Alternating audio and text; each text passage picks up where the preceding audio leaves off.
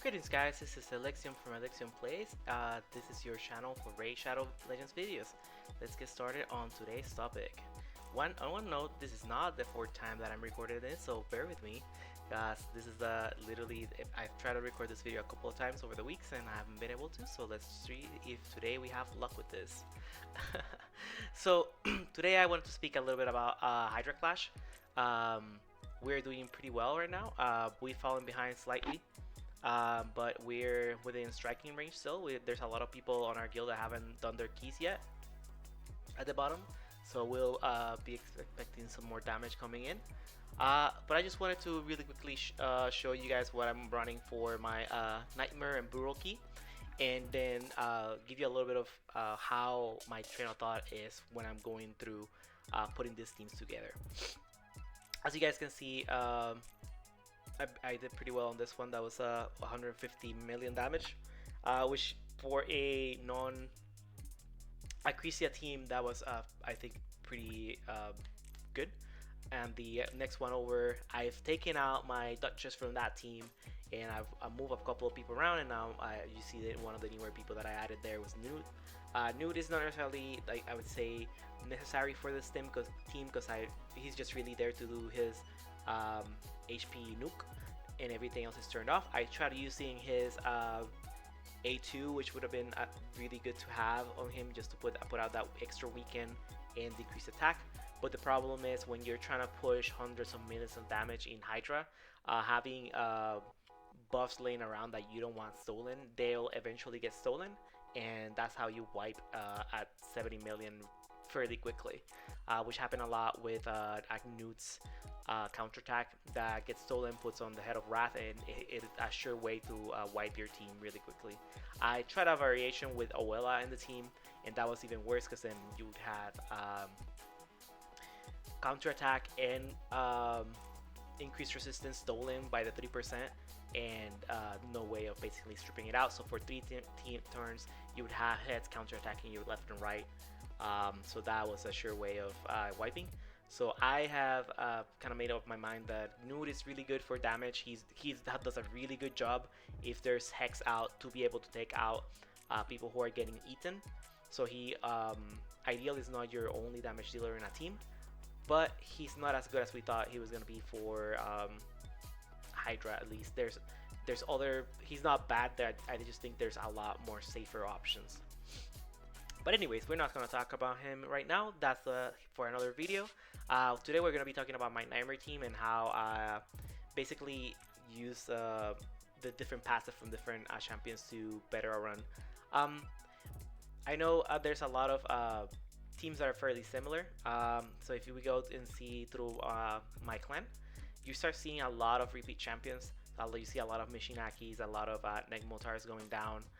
Not a lot of Duchess at this level. Duchess is really strong on brutal and hard, not so much on higher difficulties, just because she's not doing a lot more than just providing the bail and reducing damage.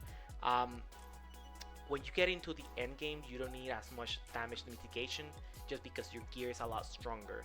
So it's a give and take, and then you just need your champions to actually be doing something else than just sitting there passively like Duchess does. So Duchess will, do her A2 and every 4 turns, but then in the meantime she's just there kind of like standing and just she's there for the passive basically. She becomes a bot in there, doesn't do anything really for you. So anyways, as you guys can see, there's a lot of Nekmo because Nekmo is better than a Duchess, better than a lot of other champions. You mix Nekmo and Molly and you have almost like half of the debuff or most of the debuff that you need, except your offensive buffs and debuffs. So between Nekmo and Molly, they give you all the utility buffs and debuffs that you need, and then you can just focus on putting DPS in the board and redundancies. All right, so let's talk a little bit about my team. Mine uses Nekmo because Nekmo will provide a decreased speed and increased speed. He'll also provide leech. He'll provide also decreased attack. I'm gonna speak a little bit about his build because he's a really interesting champion, and I'll tell you guys how to build him because I see a lot of Nekmo that are not meeting what I would expect him to be doing. The reason is because he's really easy to build. He just needs a specialized gear. I would recommend keeping your debuff tanks around 230 for speed for Nightmare.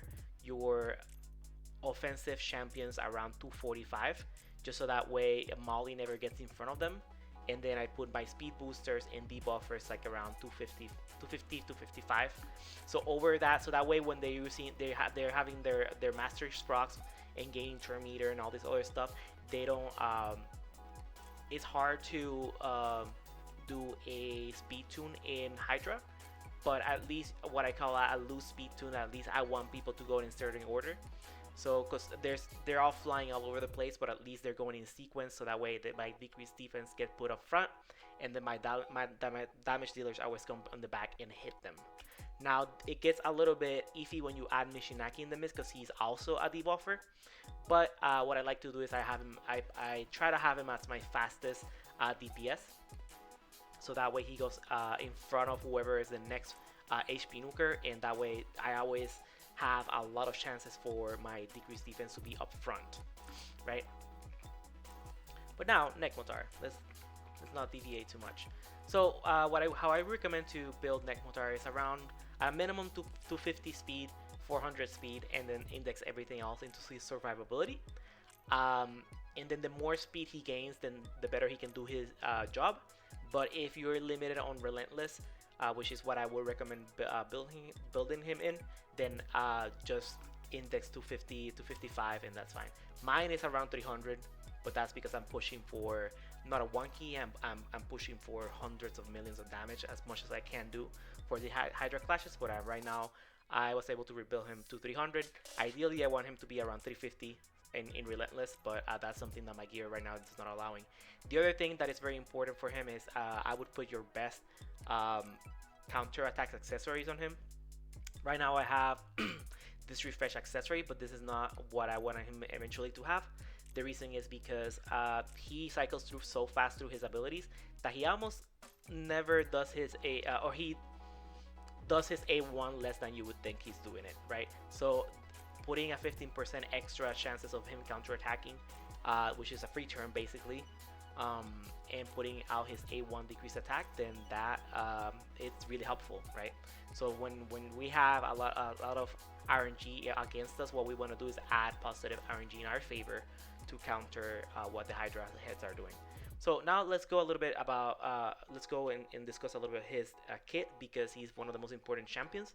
As I said, he's the best in slot support champion for Hydra, so he's better than a Duchess, better than anything you can put on your team.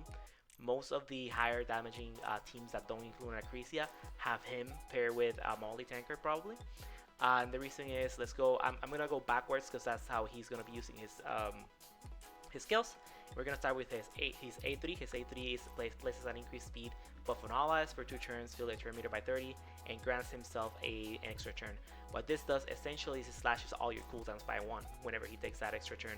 This is why you want him on Relentless, because you have was it a 20% chance to proc the extra turn because of your gear in 1 turn, and then when he does an extra turn, that chance refreshes for an extra 20 more percent. So between those 2 turns, you get 20% each one of those turns to be able to proc that extra turn. So, and the more you proc it, obviously, then that roll steam rolls into you being able to extend your Nekmotar's abilities more and more. Second ability, his A2 is going to attack all enemies. This is why he's really good in War Master. Has a 75% chance of placing a 30% decrease speed debuff and leech, and that boosts to 100%, right? So whenever he does his A3, he's gonna be slashing the turn, the how many turns, his cooldowns on this ability to 2 turns instead of 3. So that's why it's really beneficial for him to be on Relentless, because then every time if you proc in one of those 2 turns a Relentless proc, this skill basically is on cooldown for your next turn. So this is how he cycles through his abilities so quickly, right? And now, because another thing that he's really good at is now his A1, which is why he has counterattack accessories. Whenever he attacks, he has a 40% chance to put a 50% decreased attack debuff on for 2 turns, which is very valuable, and 75% chance on targets under debuffs, which when we're in Hydra, all of them should be having debuffs at all times. So he's very consistent on keeping that decreased attack. Um, the only problem is that sometimes he has cycles so fast from his A3 to his A2, and his Relentless also cycle him so fast that he might not even do his A1 for like 3 turns straight. So that's why we put counterattack accessories on him, just so he has an extra chance to help himself put those debuffs out. Right now for his blessings, I think Brimstone is kind of like what I have him on, but ideally if you have high awakenings on him, I would probably go for intimidating presence. But that's up to you. I think the blessing Brimstone is really good. The problem is in Hydra, you don't know where it's gonna go if your champion is an AOE champion like he is. So it's not bad, but it's not as high tier as it would be on a single target champion. Now for his masteries, just go down to War Master. The standouts in here would be Life Drinker, just so he's able to heal up from the War Master's procs, and then War Master. Now his support tree is more important because you want to be going through all the accuracy stats here, and then go to getting more turn meter from debuffs falling off, and then you get another 10% for buffs that expire too. Then outside of that, you just get the 5% refresh here, and then trying to extend his buff, and then trying to extend his debuffs right here. Then Lord of Steel is just for extra stats. So all we're trying to do is gain as much turn meter from the support tree for him, and that will tie really neatly with his passive, because he didn't do enough, right? So now he's an extra thing that he does is anytime any buff in the from your enemies fall off, he gains 5% turn meter, and that is not just from his debuffs; it's from everyone's debuffs in the team, right? Now let's go. Now that we have our all-star champion, let's go to the second one, which would be Molly. Molly is my debuff tanker, so you want your debuff tankers, and this is a courtesy from Lil Gaming. He gave me this tip. I used to run her on Brimstone, but Lightning Cage it doesn't give her good stats for herself, but it's really good because it gives her an extra buff that sometimes procs, so you're adding more RNG in your favor, so she becomes a little bit of a better mischief tank. As you can see, you know, she's not gonna benefit from that 500 attack. Eventually she'll benefit from the HP, but all the stats are kind of dead weight on her, but all you're doing is adding more chances for having another extra buff on her, right? Her build is very straightforward. You build her on reflex. It's really hard to do, but that's where you want to be getting to anyways. Then you want to build her with one blood shield accessory, so that way every time she eventually gets around to her A1 or counter attacks, she gets a little shield on her, and that's an extra buff too that counts towards mischief tanking. And ideally I would have her on 2 refresh accessories, so that way between this 40% here, an extra 5 from here, an extra 5 from the banner, that's 50% plus 55 from the masteries. That'll give her a 55% chance to cool down her own skill, which is really good because in reality you only want to be doing her A2, which is just bar brawl. That's basically your provoke and your unique buff on her. That's gonna make her a mischief tank. The A3 is kind of like a panic mode type of thing. Ideally on highest stages your champion should not be dying at all, because your gear needs to be strong enough where no one is taking that much damage and your debuffs are going to help you also mitigate that. But if someone for some reason you get a retaliation hit, or you get your wrath is around and kill someone, then you have a revive, but she barely ever is going to do that. Over 300 turns she maybe is going to do it like 2 or 3 times, and that's a lot. That means that you need to optimize a little bit more gear. Her A1 is pretty useless, doesn't do anything in our favor at least, and his tree is just really here for her passive. Her passive mixed with Nekmo, they just pair so well together. Every time she gets hit, it boosts everyone's turn meter by 25%. So this happens per each time she takes a turn. So there's a cooldown to this. So if you get hit twice between her turns, you're only gonna get this effect once. But as soon as she takes a turn, then that means that everyone else gets turn meter filled. One thing that you want to be doing is whenever the fastest Molly wants to be the slowest in your team, but the fastest she is, the better she is. So that means I recommend base form for all the debuff tanks to be at around 231 for Nightmare Hydra.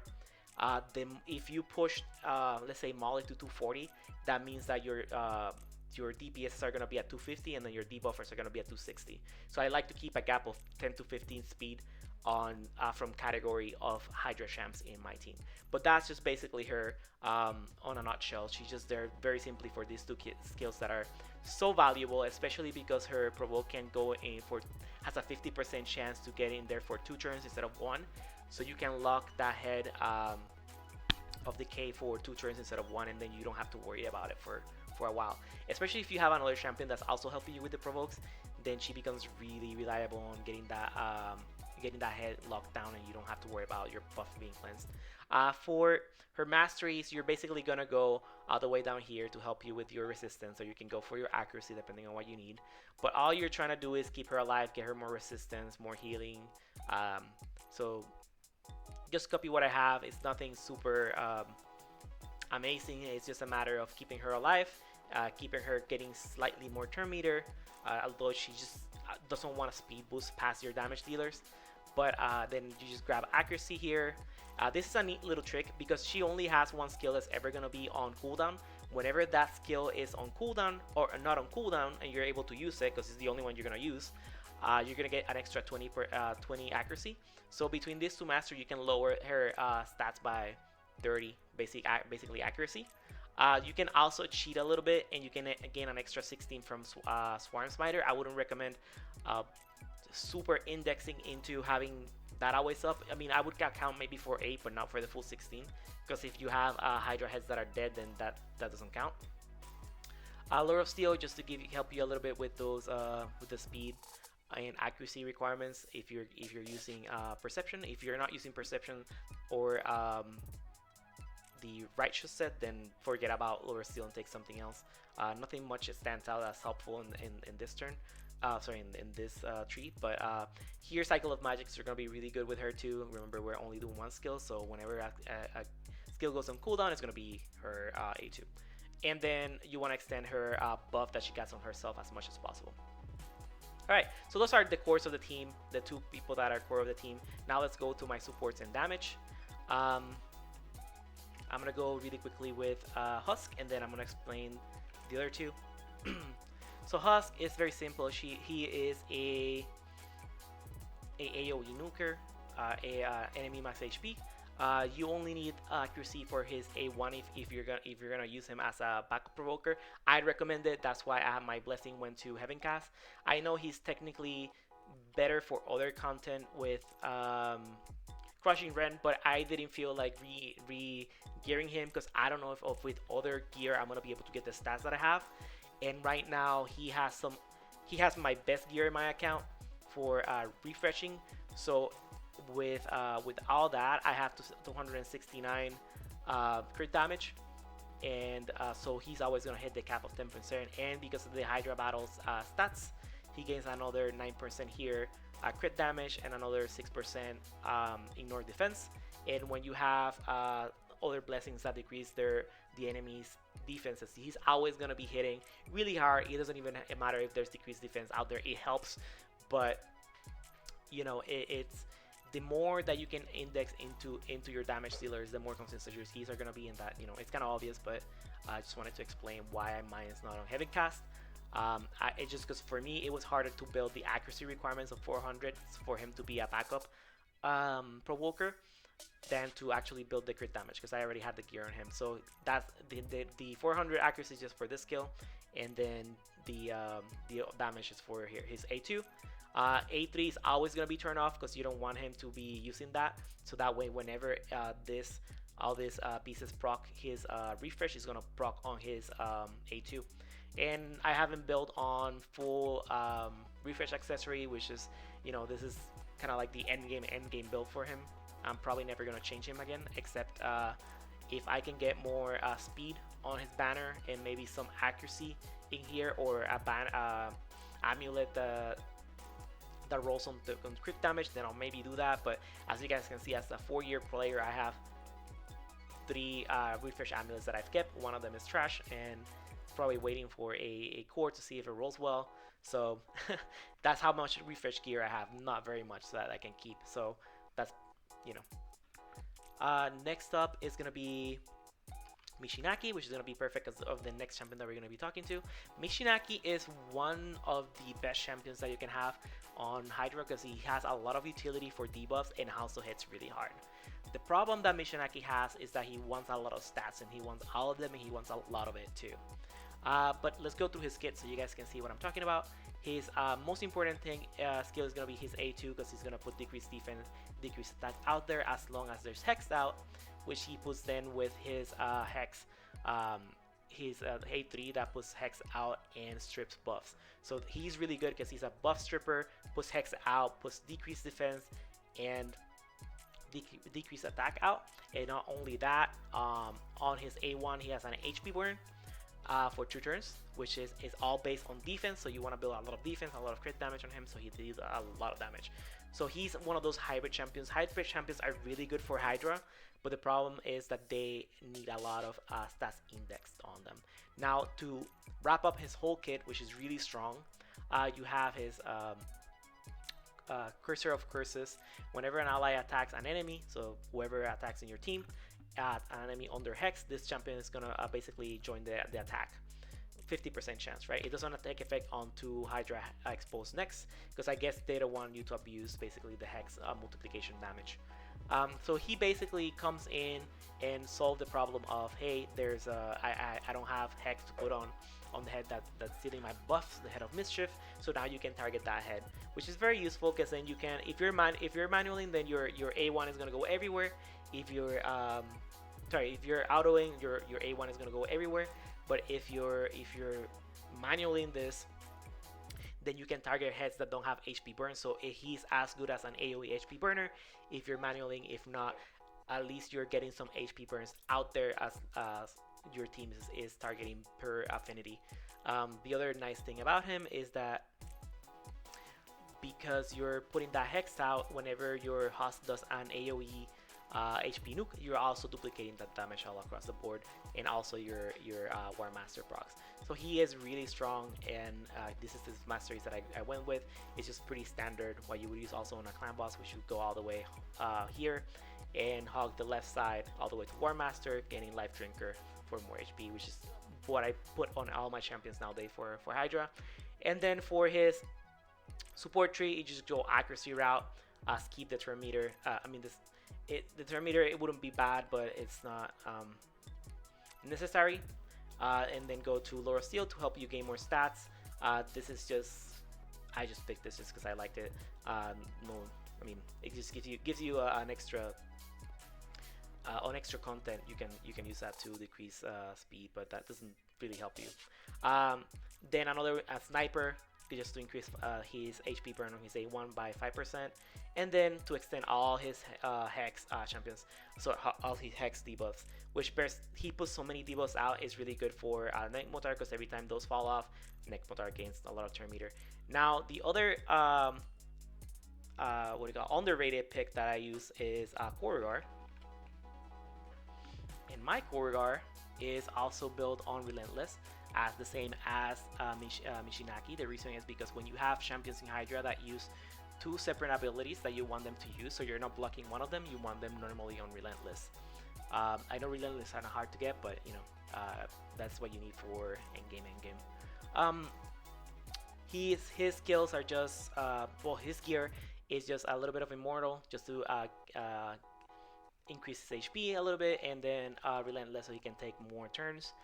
The Blood Shield is because he's gonna be helping with mischief tanking sometimes. He's just kind of like sprinkled in the middle, just so he's speed. I left his speed tune slightly faster than my damage dealer because he's also a cleanser, so he can cleanse them, but close enough to where they're losing their buffs kind of similar timings. So that way, if Head of Mischief get out of control and my Molly is not tanking properly, she can come. He can maybe take that steal and try to like block it, right? Now let's go to his passives and abilities and all that, because he's really good too. The reason why he fits really well on my team is because I don't use Mythrala on my team.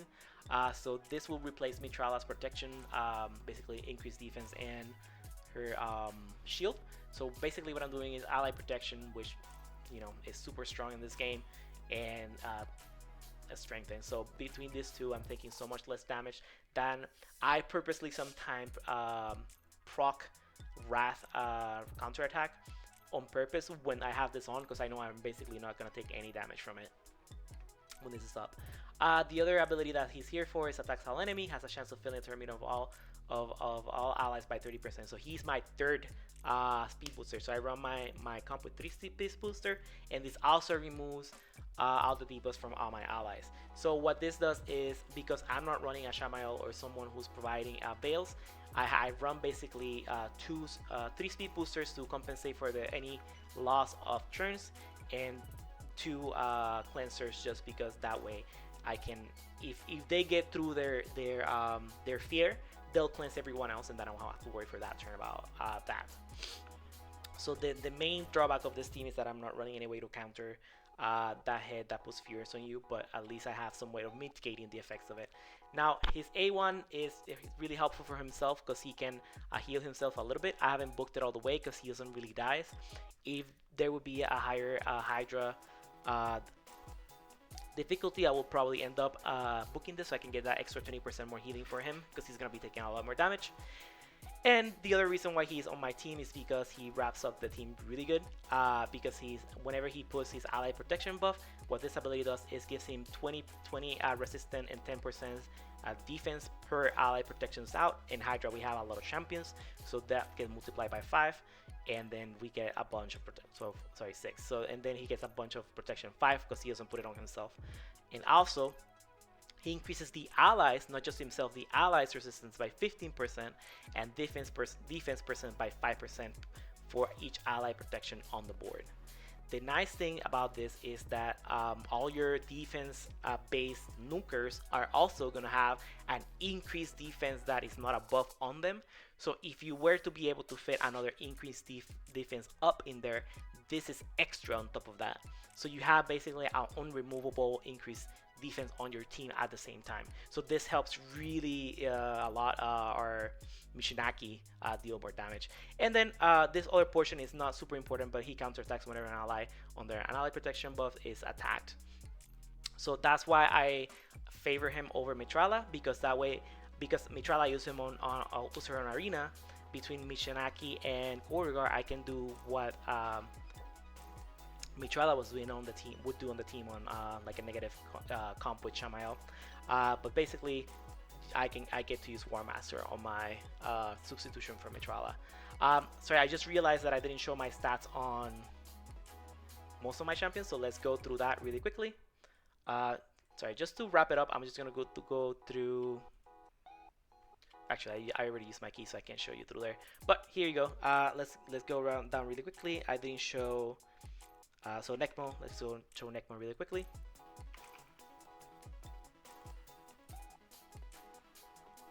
So Nekmotar, 300 speed, 400 accuracy, that's all you need, and then as much HP as you can.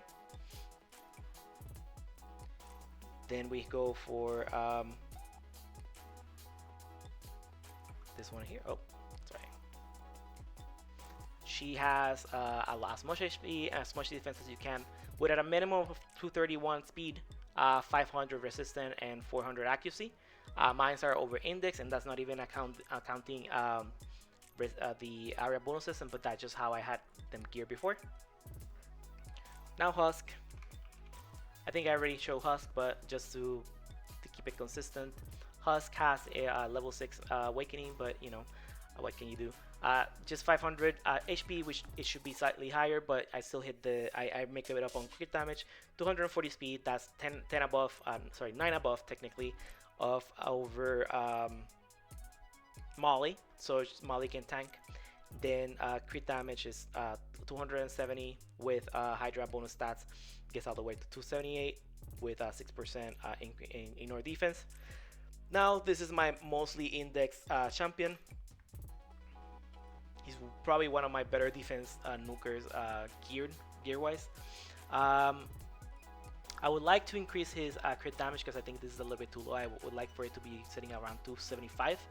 But this is are his stats. He's very hard to gear. I know it has 50k HP, 4200 defense, 245 speed, which is around 15, 14 higher than our buff tank. Then crit damage fully capped 254 crit damage. With area bonuses, I'm sitting around 263. But you only need 400 accuracy. Mine is on 484 just because of awakenings, how they landed. And let's go for Corridor. Corridor again, super close to my. It's faster than all my damage dealers, but pretty close there. 72,000 HP, decent defense with 3,500, 247 speed, 400 resistance because when he put his 5 ally attack, that puts him over 500, so he's never gonna get his buff stolen unless there's a 3%. For his mastery, it's just War Master and basically how you would build a Duchess, which is all damage reduction, 3s all around here. So it makes that C shape, or E shape, I guess. And then the one champion that I left at the end just because it's very simple and everyone uses her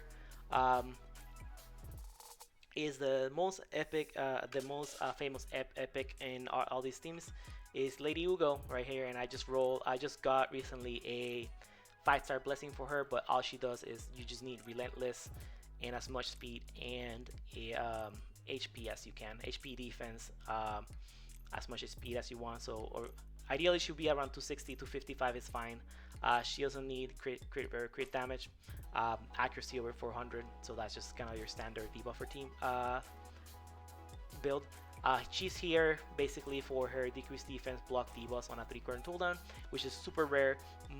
Not a lot of champions have block buff. That's a very rare debuff on an AoE.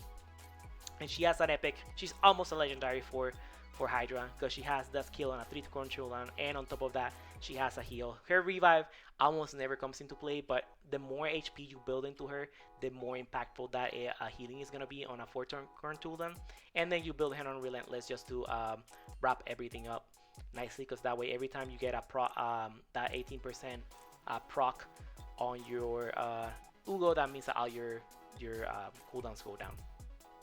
Then I have her building on Cruelty because when she's putting out her A3 decreased defense and block buff, that means that she's also putting quite heavily that damage, decreased defense on the target permanently up to 15%. So that's pretty strong. And then for her mastery, it's just the same thing. It's pretty common as I show you guys. Just hug that left wall onto the War Master, picking up Life Drinker. And this is very similar to what Mishinaki has. Just pick up all the accuracy, debuff, turn meter gain, maybe Cycle of Magic just to get an extra chance to proc that. Lure of Steel just to help you with the stat gain, and then Sniper so she can put her A1 leash just to help Nekmo sometimes if something falls off, you can target something. And then Master Hexer just to extend your debuffs, which she has quite a bit of. And that is a very, that puts a bow on our pretty neatly based team that I normally run. This is my favorite team, my strongest team. Speed-wise, it is pretty intense, but it can one key on by 12 minutes. So in a week that I'm don't have as much time, I can just throw it in there and let it one key in like about 10 to 12 minutes. I know this has been a long one, but I hope you guys enjoyed it. Next video is going to be me covering my Brutal team. It's fairly new. I kind of like changed a few things around, but I appreciate you guys' times. Thank you for spending it with me here on this lovely Saturday, and I hope your ventures are going great, and I'll see you in the next one. Bye.